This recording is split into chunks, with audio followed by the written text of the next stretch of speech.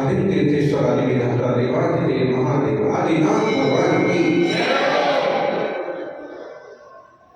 चैतन्य चमत्कारी पार्श्वनाथ भगवान की महावीर भगवान की आचार्य श्री आदि सगर महावीर कीर्ति विमल सरस्वती महाराज की श्री सम्राट आचार्य श्री सन्मति सागर जी महाराज की आचार्य श्री सन्मति सागर जी महाराज की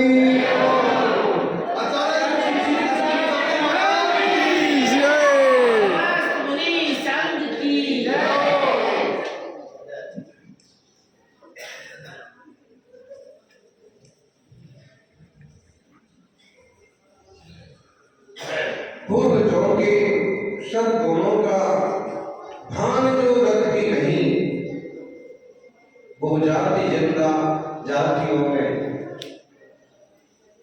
कभी जी सकती नहीं। जिंदा में जीना है तो पूर्वजों के गुणों का स्मरण, जिंदा रहना है तो तीर्थों की सुरक्षा करो। तीर्थों का नव निर्माण जितना जरूरी है, तीर्थों का संरक्षण उससे 100 गुना ज्यादा जरूरी है। उस निर्माण की बात आज सारी दुनिया सुन रही है, जहां से नैनीनाथ भगवान मोक्ष पधारे। 22वें तीर्थंकर हैं और श्री कृष्ण जी के चचेरे भाई हैं। जब श्री कृष्ण जी इस भूमि पर विचरते थे तब श्री नैनीनाथ रैवतक पर्वत पर ऊर्जित गिरनार की पर्वतों पर तप करते थे और उनके नाम से ही गिर का अभयारण्य देवताओं के द्वारा भी पूजा जाता है। 2200 साल पहले समुद्रभद्र स्वामी ने लिखा था, ककुदम पदार्थचर्यो सिद्धसे रहि रगन का वेद पटल परिगीत तटस्थ अलक्षण निकितान विदर्शना बहती तीर्थ से विश्व सतत परिगम में तेजता प्रीति विगत हारहि बंधो भ्रष्ट मूर्ख है कीर्ति विश्व तो चला बहरन तरफ भयका जागरण अभिगामी नाथ करता नाम दियो पर विनम्र राम तला बल विवेक था। आचार्य श्री कहते हैं कि नैनीनाथ भगवान सबसे ऊंचे टॉप से, चाहे उसे 5 की टॉप का हो चाहे कुछ और नाम हो, वहां से ऊर्जित से मोक्ष पर। इसी बात को पूज्यपाद आचार्य जो 1500 साल पहले थे वो दोहराते हैं। इसी बात को कुंद देव कहते हैं। ईसा की पहली शताब्दी में इनका प्रभाव हुआ और अनेक शास्त्र अनेक शिलालेख इस बात को प्रमाणित करते हैं कि नैनीनाथ गिरनार की सबसे ऊंची टोंक से मोक्ष पधारे। भारत में उसका क्या नाम रख लिया गया, कौन कौन वहां साधना को पहुंचे, वो अलग विषय है। सौभाग्यशाली जैन तीर्थों के साथ जो कुछ हो रहा है ठीक नहीं। कभी खंडगिरी उदयगिरी पर उंगली उठाते हैं, कभी मदारगिरी पर कब्जे जमाते हैं, कभी प्राचीन मंदिरों को हड़पने का उपक्रम करते हैं। पता नहीं लोग इस पुरातत्व को, इस संस्कृति को क्यों मिटाने पर तुले हुए हैं। ध्यान दीजिए, श्रमण संस्कृति और वैदिक संस्कृति इस देश की शान है। शान ही नहीं जान है, जान ही नहीं अभिमान है। श्रमण संस्कृति का जीवित रहना बहुत जरूरी है और ये श्रमण और वैदिक पद्धतियां पुराकाल से साथ चली आ रही हैं।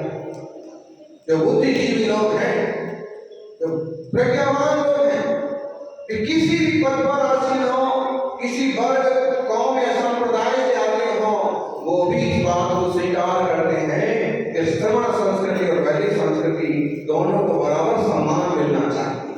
पुरातत्व का तीर्थों का संरक्षण होना चाहिए। विचार कीजिए, जिस खंडगिरी उदयगिरी के हाथी गुफा शिलालेख के आधार से संविधान में भारत को भारत कहना पारित हुआ। संविधान की सभा में चर्चा चली, देश का नाम क्या हो,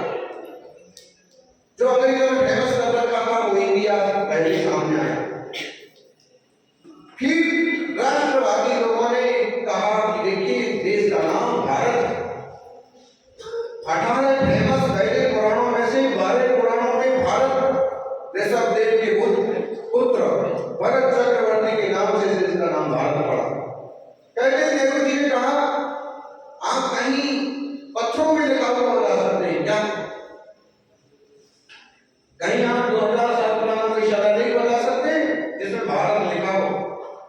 तब खंडगिरी उदयगिरी का हाथ गुंफा शिलालेख सम्राट खाल में, जिसकी शुरुआत नमो हरिहंताणं नमो सर्वसिद्धानंद से हुई, उस शिलालेख को जानने वाले विद्वानों ने कहा कि उसकी 10वीं लाइन में इस देश का नाम भारतवर्ष लिखा हुआ है।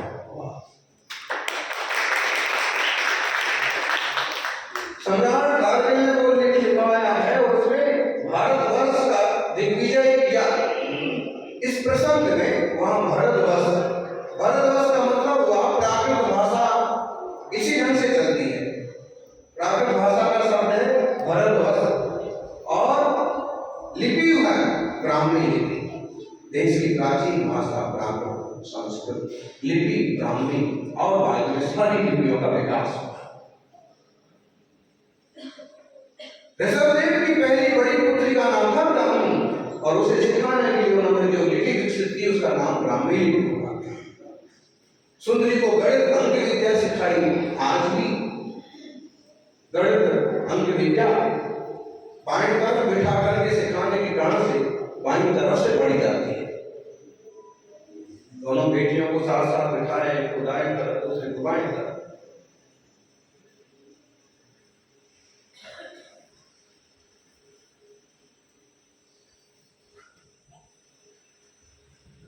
सज्जनों, तीर्थों का संरक्षण होना चाहिए। नए तीर्थ बने। आज हम जिस तीर्थ में बैठे हैं एक दर्शनीय तीर्थ होता है और जैन और अजैन तो ठीक, विदेश के लोग भी इस सुंदर दर्शना के दर्शन करने को आते हैं। इस सम्मति की देन अद्भुत है। नए तीर्थ बने, उपयोगी स्थान पर बने, भविष्य की प्लानिंग के साथ बने, लेकिन प्राचीन तीर्थों का भी संरक्षण, संवर्धन, सुरक्षा जरूरी है। 17 तारीख को रामलीला मैदान से बहुत बड़ा संदेश दिया जाने वाला है। हजारों लोग इकट्ठे होंगे और गिरनार जैसे तीर्थों को लेकर एक बड़ा जन आंदोलन किया जाएगा। अजब गजब बात है। किसी संप्रदाय के 150 साल होते हैं, किसी पीर फकीर के 200-300 वर्ष बीतते हैं। इस सप्ताह के बड़े बड़े लोग वहां लोग लेने पहुंच जाते हैं। भगवान महावीर स्वामी का 2550वां निर्वाण उत्सव वर्ष चल रहा है और नेताओं के नाम पर जूता नहीं लगते। कहीं न कहीं समाज की कमजोरी है, संख्या बल की कमजोरी है, एकता की कमी है। हाँ, छोटी छोटी संस्थाओं को लेकर के हमारे यहाँ चुनाव होते हैं और चुनाव को ऐसा रूप देते हैं बिल्कुल जैसे MP का सांसद का, विधायक का चुनाव हो रहा। अरे भाई, जिम्मेदारियां निभाना होती है इसमें। आप निभा चुके हैं 5-10 साल, तो आगे वाली टीम को भी काम दो, आगे की पीढ़ी को भी तैयार करो, ताकि नेतृत्व लेने वाले आगे आगे तैयार होते रहे। जैन धर्म की संस्थाएं जिनालय और तीर्थ क्षेत्र चढ़ते रहे, आगे बढ़ते रहे।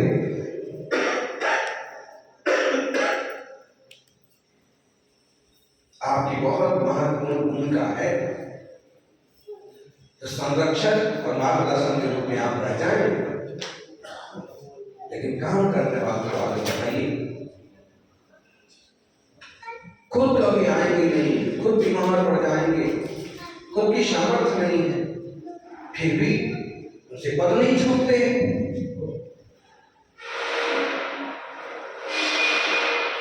किसी जिम्मेदार मजबूत व्यक्तित्व को आगे बढ़ाइए। और आपको लगता है कि हमारी उपस्थिति जरूरी है, लोगों को लगता है कि उनकी उपस्थिति आवश्यक है, तो उन्हें मार्गदर्शक में किसी ऐसी जगह पर रखें ताकि बात करके भी उनसे काम करवा लिया जाए। सज्जनों, अभी महाराज जी कह रहे थे ना, असली सबसे पहला कर्म कौन सा बताया अर्जुन भगवान ने? तलवार हर रावण के पास होना चाहिए। सबके पास होना चाहिए, सबके पास होना चाहिए। कम से कम जो क्षत्रिय गवाह है, जो शक्ति संपन्न है, देश और समाज के संरक्षण की भावना से संपन्न है, उनके पास शस्त्र भी होना चाहिए। संकल्प ही हिंसा नहीं करना है, लेकिन अगर कोई आक्रमण करता है तो विरोध का जवाब तो देना ही पड़ेगा। बड़े बड़े युद्ध लड़े हैं, जैन राजाओं ने, जैन सेनापतियों ने, जैन श्रावकों ने। महाराणा प्रताप के जो प्रमुख मंत्री थे, सलाहकार थे, भामाशाह, उन्होंने सिर्फ 25 साल तक सेना के लिए रसद ही देने का रास्ता साफ नहीं किया था। वो खुद भी सेनापति थे और युद्ध में शामिल होते थे। देश की जब बात आती है, समाज की जब बात आती है, तीर्थ की जब बात आती है, तो श्रावकों को पूरे मनोबल के साथ, तन मन धन के साथ खड़े हो जाना चाहिए। आपके ऊपर बात आती है तो आप किसी भी हद तक जाने को तैयार होते हैं, लेकिन जब आपकी समाज, आपके पड़ोस, आपकी तीर्थ पर आपत्ति आती है तो आप चुप हो जाते हैं। ऐसा क्यों?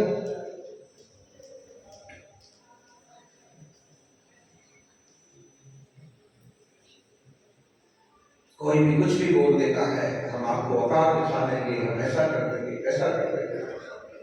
अरे भाई, हर एक आदमी की एक औकात होती है। आप अगर इनकी औकात बताओगे तो ये आपकी औकात भी बता देंगे। इसलिए किसी की औकात पर जाने की बजाय गंभीरता से काम होना चाहिए, समझदारी से आगे बढ़ना चाहिए। असहिष्णुता और विरोध का माहौल न बने, इस तरह की कोशिश होना चाहिए।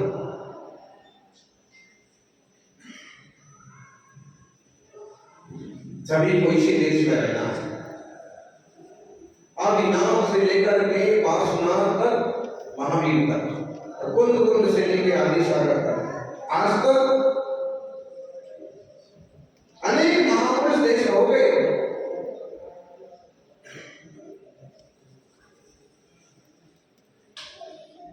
सर्व संस्कृति वाले हम सब लोग भी बोलता हिंदुस्तानी है, हिंदू है, लेकिन इंद्रियों को जीतने वाले जिनेंद्र को पूजते हैं, भक्ति करते हैं, इसलिए जैन कहलाते हैं। सनातन जैन धर्म, टनाटन जैन धर्म। जरूरत है बोलने के साथ साथ काम करने वालों की।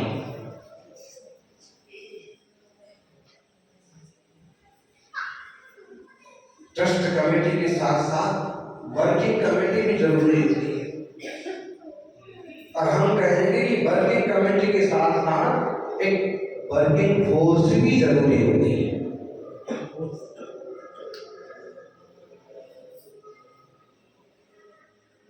जो हिम्मत से काम कर सके। हिम्मत तो बहुत जरूरी है। आचार्य आदि सागर महाराज जी ने अगर उन विपरीत परिस्थितियों में मुनि दीक्षा लेके श्रवण परंपरा को जीवंत ना किया होगा, आज कोई मुनि ना होता। आचार्य शांति सागर जी, गुरुजनों, बहुत बड़ा योगदान है। किसी भी धारा में जुटने के लिए होम करना पड़ता है, खुद का होम करना पड़ता है। युग का पत्थर कोई बनता है तो आलिशान त्रिलोक तीर्थ भी खड़ा हो जाता है।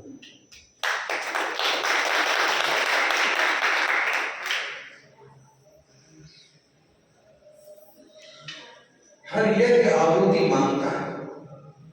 आहुति देने के लिए जो तैयार हो वो आगे आए। और 17 तारीख को केवल दिल्ली से रामलीला मैदान से ही आंदोलन का आगाज नहीं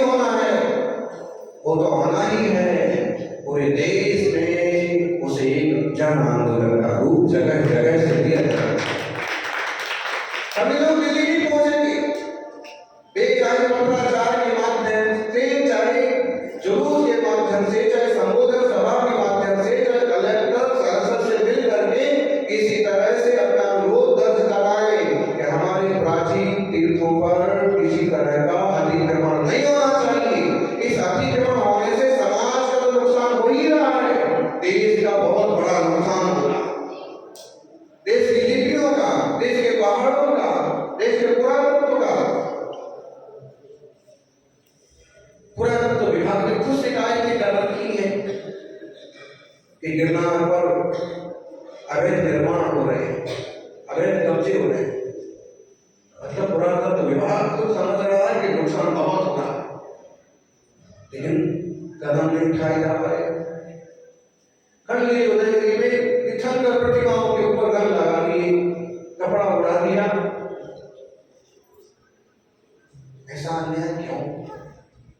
भाई हमारा देश तो संविधान से चलने वाला देश है, और जैन समाज संविधान में पूरी आस्था रखने वाली समाज।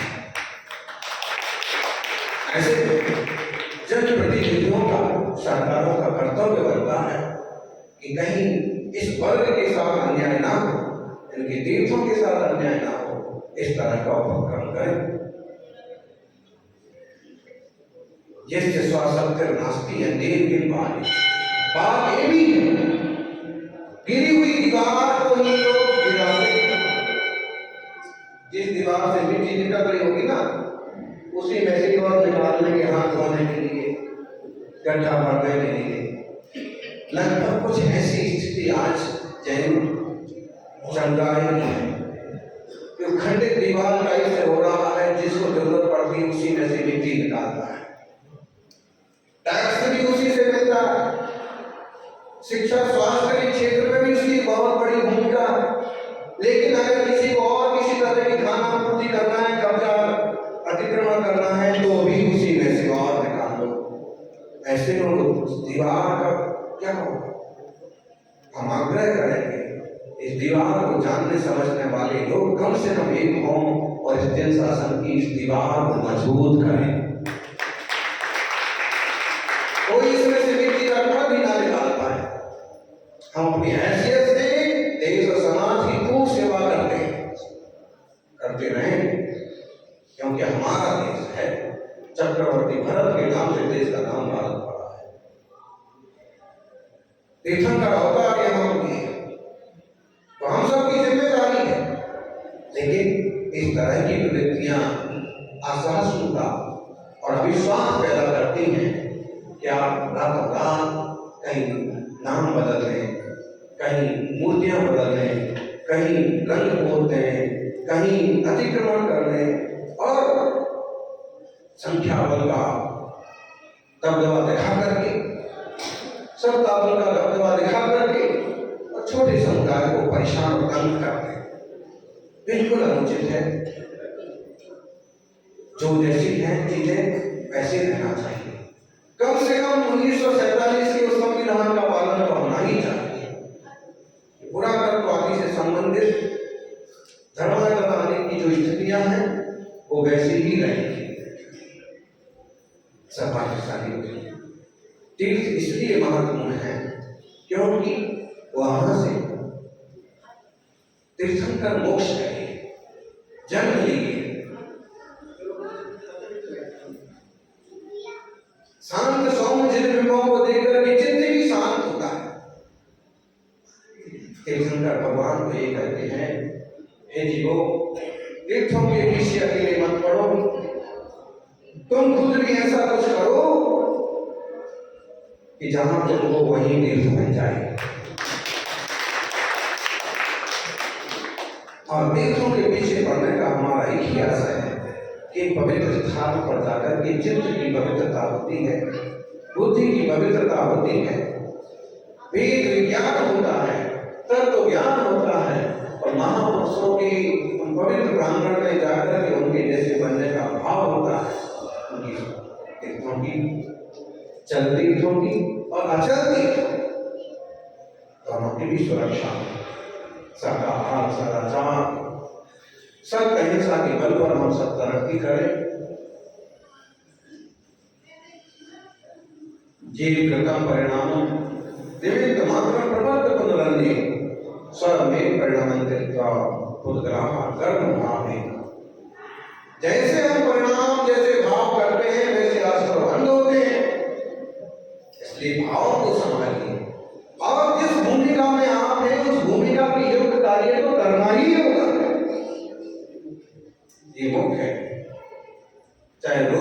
के करो चाहे मजे लेकर के करो। तो जिस भूमिका में आप हैं उस भूमिका के योग्य पूरे उत्साह के साथ कार्य करें, आगे बढ़े, सफलता जरूर हासिल होगी।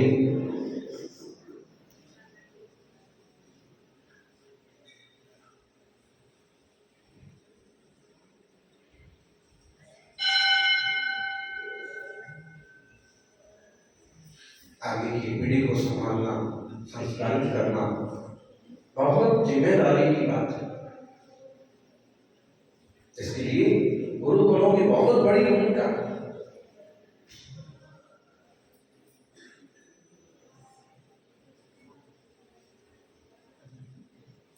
विद्यालय की बहुत बड़ी भूमिका है। गुरुकुल विद्यालय और बढ़ना चाहिए, विस्तृत और मजबूत होना चाहिए। जो डगमग हो गए हैं उन्हें भी वापस स्थितिकरण करना चाहिए। मुझे लगता है समाज के एक एक इंसान का स्थितिकरण जितना जरूरी है, समाज की संस्थाओं का स्थितिकरण भी उतना ही जरूरी है। कोई छोरी विचलित हो रही है और कहीं और भागने के मूड में, कोई छोरा अपने धर्म से विचलित हो रहा है, कोई श्रावक अपने कर्म से विचलित हो रहा है, उन्हें समझा करके, सहयोग करके, आजीविका के साधन दे करके, सही परिवार से जोड़ करके उन्हें स्थितिकरण करना तो जरूरी है ही। जो संस्थाएं बंद होने के कगार पर पहुंच गई हैं उन संस्थाओं को गोद ले करके उनका भी स्थितिकरण करना चाहिए। चाहे स्कूल हो, चाहे हॉस्पिटल हो, चाहे गुरुकुल हो, चाहे जिनालय ही क्यों ना हो, वो सब अपना गांव छोड़ करके दिल्ली में मस्ती मार रहे हैं और गांव के मंदिर में चमकारा भटक रहे हैं। दूसरे लोग आपके कुत्ते के साथ कर रहे हैं। आप अगर अमीर बन गए तो अपने मंदिर की देखभाल के लिए एक तो ऐसे परिवार जोड़ दीजिए कि हमारा घर खाली पड़ा है तो हमारे घर में रहो, मंदिर की सेवा करो। ऐसे परिवारों को कमी नहीं। जब गुरुकुल की बात आती है तो बोलते हैं बच्चे आते नहीं आते हैं, क्योंकि आजकल इंग्लिश का भी शौक हो गया है, लेकिन कुछ लोग सक्षम भी हो गए हैं। लेकिन अगर ठीक ढंग से खोज की जाए ना तो छोटे छोटे गांव में आपको ऐसे परिवार मिल जाएंगे जिनने दिल्ली का बड़े गांव का नाम ही नहीं सुना। गुरुकुल क्या चीज होती है इनको खबर लाओ। ऐसे भी आप एक बार गाड़ी लेकर निकले, विज्ञापन के लिए निकले, ढूंढे तो 25-50 बच्चे बच्चियां को यूं मिल जाएंगे। सराब क्षेत्र में, तमिलनाडु में, बुंदेलखंड में आते नहीं है, क्योंकि आने की सोच एक तरह से आजकल खत्म होते जा रहे। जो बड़े बन गए वो बड़े बन गए, जो छोटे रहे अब एकदम छोटे रह गए। बड़ों को ये नीचे का दिखाई नहीं देता है, नीचे वाले को ऊपर कैसे पहुंचा जाता है समझ में नहीं आता है। बीच की खाई, इसको पार करने तरीके होना चाहिए, जिम्मेदारी होना चाहिए। हमारे सामने जब इस तरह की सामाजिक बातें होती ना तो हम एक बात बोलते हैं कि कितने भी संगठन बनाओ, दीपक,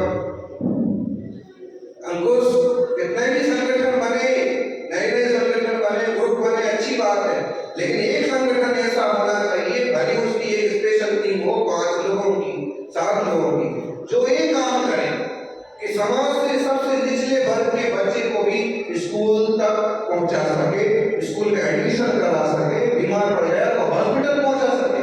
आज भी आपको ऐसे परिवार मिल जाएंगे तो हॉस्पिटल कैसे जाना पड़ता है उन्हें ये नहीं पूछेगा। बड़े कॉलेज में एडमिशन कैसे होता है ये नहीं पूछेगा। अगर उनके घर पर कोई कब्जा कर रहा है, उनकी दुकान को कोई हथिया रहा है, उससे कैसे निपटा जाता है। लुट जाएंगे, रोते रहेंगे, जीत नहीं पाएंगे। और अगर एक ऐसी एक्शन फोर्स हो 5-7 युवाओं की कि समाज में, गांव में, दिल्ली में, शहर में कहीं कोई ऐसी घटना घटती है, किसी के परिवार की छोरी के साथ कोई बात बनती है, छोरे के साथ कोई बात बनती है, दुकान को लेकर कोई बात बनती है, मकान पर कब्जे को लेकर बात बनती है, भाड़ा लेके लेने या लेने को इसको लेकर के झंझाट पैदा होता है। एक ऐसी टीम हो कि वो अपने स्तर पर हो, वो टीम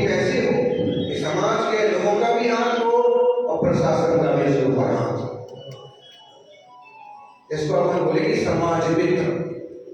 तो ऐसे हर गांव में ऐसे दो चार छोकरे, दो चार युवा पैदा होना, तो जो बीच की खाई है तो आगे जाएगी। नहीं तो गरीब अशिक्षित और गरीब हो जाएगा, बीमार है मरी जाएगा, और अमीर हो जाएगा। इस खाई को पार करने पर भी थोड़ा सा चिंतन करें। इसीलिए वर्णिक संस्थान परिषद की स्थापना का हमने इशारा किया था। वर्णिक संस्थान विकास संस्थान कि आप जो कुछ मत करिए, काम मत करिए, आप जो संस्थाएं उनका व्यवहार इकट्ठा करिए, उनके पदाधिकारियों से संपर्क करिए, और आप कम्युनिकेशन गैप कैसे खत्म कर सकते हैं लोगों का, संस्था का, विद्यार्थी का, और जो सोच है उसका भी, वो जरूरी है ताकि अच्छे समाज की रचना हो, अच्छा संख्या बल हो, पढ़े लिखे लोग हों, और हमारे स्कूल विद्यालय में पढ़कर के आम लोग भी जैन समाज के आभारी बने। जब संस्थान में कोई पढ़ता है, बड़ा अधिकारी और नेता बन जाए, तो भी उसे याद रहता है कि मैं जैन स्कूल में पढ़ता था, और वो अन्याय नहीं कर पाता है जैन समाज के साथ। कम से कम न्याय कर पाए ना कर पाए, लेकिन वो जो वहां पे नमक खाया, इसलिए संस्थाओं काफी निश्चितीकरण हो, सभी का मंगल हो, और हम सूरज की तरह चमकने वाले लोग हैं, जैन समाज है, समान संस्कृति है, यह पुनः सूर्य के समान विराजमान हो, एक मंत्र भाव। जय गुरुदेव। 24 तीर्थंकर भगवान की